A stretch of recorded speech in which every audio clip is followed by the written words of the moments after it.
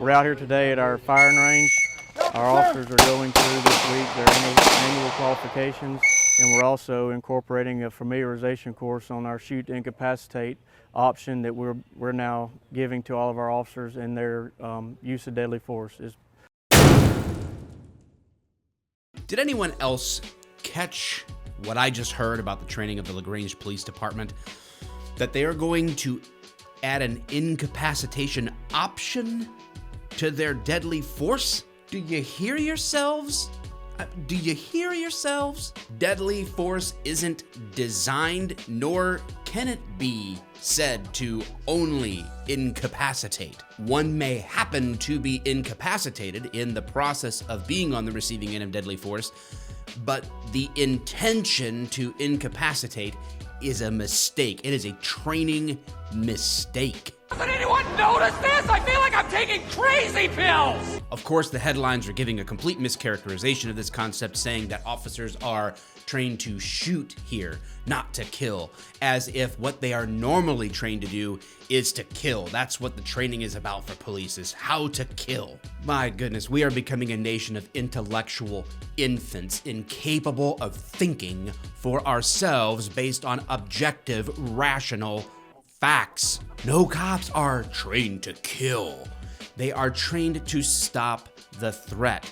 And those threats range from non-lethal all the way up to lethal. And the responses are very clearly laid out in what are normally called use of force matrices. It's like a guideline of when bad guy does X, good guy can do Y. When that escalates to the potential use of deadly force, then that's what the use of force is. There is no go ahead and incapacitate now with a bullet to the pelvis. Let's see what else we got here.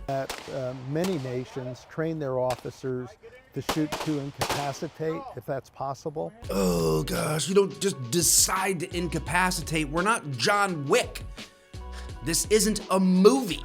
We agreed to go ahead and research and develop a protocol that would allow for incapacitation shots. So the whistle's what's gonna signify him reaching down and picking up that object, okay? You're gonna fire 2 into any green or yellow section of the target. Calm down, calm down. Drop the wood, drop the wood. Why not just use the whistle to get him to stop, huh? Just blow the whistle. Maybe that'll incapacitate their desire to harm other people. Notice the green zones on these shooting targets. You know, I wonder why they include things like the femoral artery. Femoral?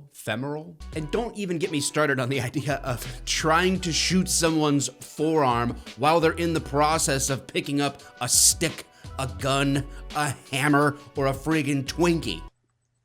I got Twinkie in my mouth! It's just nonsensical. There's no doubt that a shot anywhere on the body, to include the legs, the pelvic girdle, the femoral artery, and other things, can cause death and will cause death. Yeah, that's exactly why I'm making this video. He goes on to discuss that, well, they'll have tourniquets and quick clots for when they hit someone in the leg or hit that artery. And I'm just thinking, yes, but you could also have tourniquets and quick clots and other life-saving measures in every case. It's not a reason to go ahead and do this nonsense. Under extreme stress, we're going to fall to the lowest level of our best training. And in the case of trying to widen the area that we're shooting, then this creates a whole issue for how often are we going to actually hit the target. That's a whole other study that you need to go down if you think that widening the target and training to widen the target is a better idea than what we do for lethal force right now. And they're generally just reverting back to their training, which has been to shoot for center mass. This is a target that you commonly see used in less lethal training. Notice the very important fact that you are not to hit them in the, the no-no zone.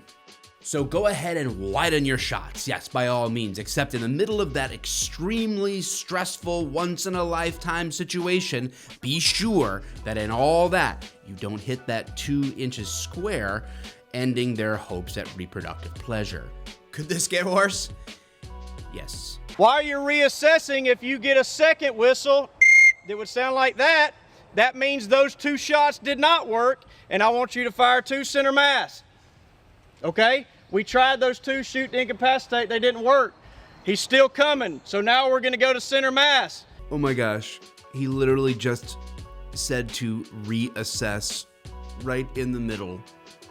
Right in the middle of a deadly force situation. Hey, why are you getting back up? No, this is the incapacitation phase.